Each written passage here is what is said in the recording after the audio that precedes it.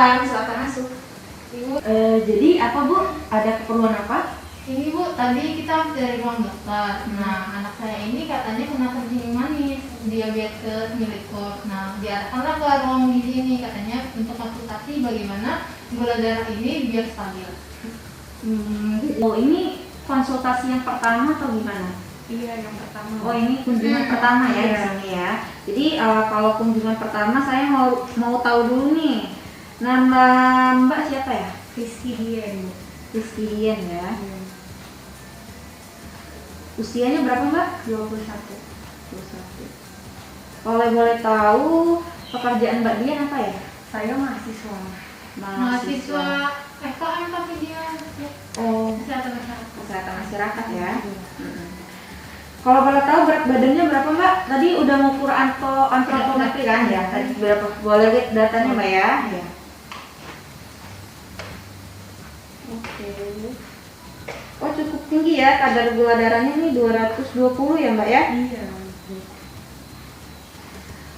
Kalau boleh tahu keluhan yang Anda rasakan apa ya Mbak? Ini Bu, saya sering ngerasa haus sama lapar, itu sering banget Bu.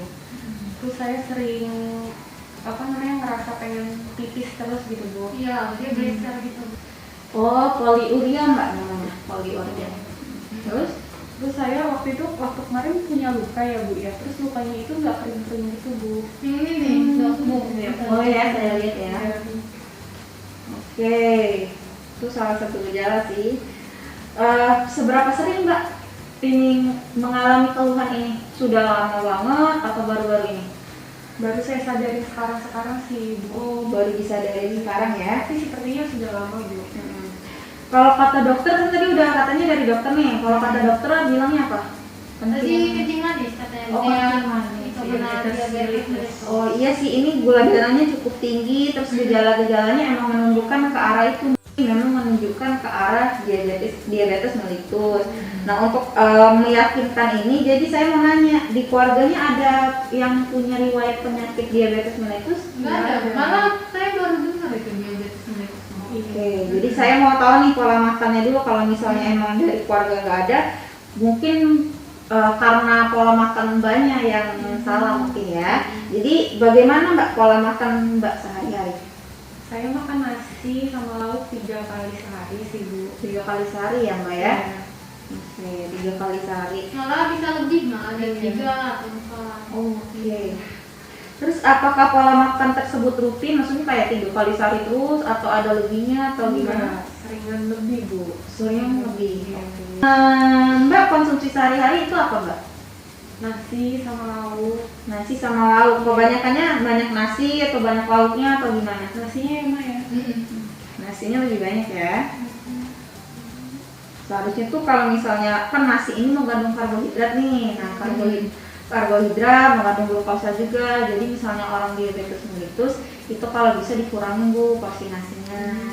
Nah, terus konsumsi sayurnya gimana dalam seminggu? Sering atau gimana? Jarang ya Bu. Enggak suka Nggak suka sayur? Iya. Oh, sama buah nggak suka. Nggak suka. Oh, jadi nggak konsumsi buah juga dalam seminggu, jarang? Paling buah kesukaannya doang. Oke. Kalau misalnya gula dalam seminggu gimana Bu? Apa aja asupan gula yang dimakan dalam seminggu? Dari Oh, Minuman-minuman manis sih Iya. biasanya. sering minum minuman manis ya? dia suka GoFood, boba Boba. suka dia. Terus Mbaknya sering ngemil nggak? Kayaknya sering nih. Iya, Sering banget ya? Tadi nonton drama Korea sambil Iya. makanan langsung. Iya Bu, namanya penyakit anak muda mau memang begitu. Kalau minum air putihnya sering nggak Mbak? Aduh, jarang banget. Dia sukanya yang minuman ada rasa. Iya, soalnya air putih kan nggak ada rasa gitu. Wajar ya, ini kadar gula darahnya tinggi banget Mbak, ini 220. Minum air putihnya jarang banget ya. Iya, Bu. Kalau misalnya minum minuman soda, minuman lainnya tuh sering banget. Sering banget Bu, sehari bisa 3 kalian. 3 kaleng. Oke. Data pola makannya udah, terus udah pernah konsultasi gizi sebelumnya? Ini yang pertama kali karena kata dokter tadi ya, diarahkan ke sini ya. Jadi kan ini Mbak ternyata gejalanya terus pola makannya ini sangat tidak baik ya, terus gejalanya emang menunjukkan ke diabetes mellitus. Nah, Mbak tahu nggak asupan gizi dan nutrisi yang baik untuk pasien diabetes mellitus? Nggak tahu ya, jadi saya kasih tahu ya Mbak ya. Ini dari pola makan Mbak ini sangat tidak baik sekali karena makan sayurnya jarang, makan buahnya jarang juga, asupan gulanya tinggi sekali ya. Ini bisa dilihat juga pola makannya kebanyakan nasinya daripada lauknya. Jadi sebenarnya konsultasi gizi ini tujuannya itu untuk menjaga kadar gula darah.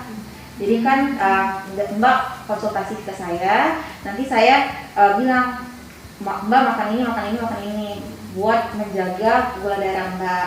Jadi seharusnya kalau misalnya untuk menjaga gula darah ini ya Mbak, kalau bisa nasinya dikurangin.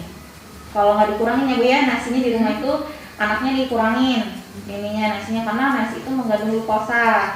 Jadi kalau bisa diganti nasi merah atau dikurangi porsinya. Terus kalau bisa tuh buat sayurnya itu banyakin sayur, banyakin konsumsi buah yang rendah gula Bu. Jadi buat jaga kadar gula darah dia stabil, jadi nggak tinggi nggak rendah juga kan. Terus kalau misalnya buat ngemil, kalau bisa dikurangin Mbak, jangan terlalu sering ngemil. Kalau bisa jangan terlalu banyak mengandung asupan-asupan gula dan banyak minum air putih. Nah, kalau misalnya untuk goreng-gorengan, banyak suka makan goreng-gorengan nggak? Suka Bu.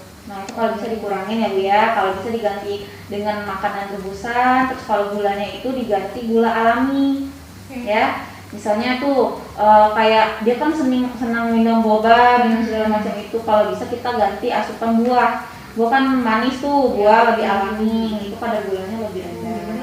Ya, Mbak ya kan Mbak ini umurnya masih 21 tahun, masih muda banget Mbak.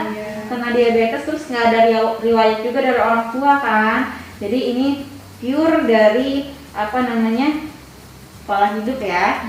Jadi kalau bisa makannya nanti kita staff saya yang ini ngasih list apa aja yang harus dimakan, apa aja yang harus dikonsumsi ya Mbak ya.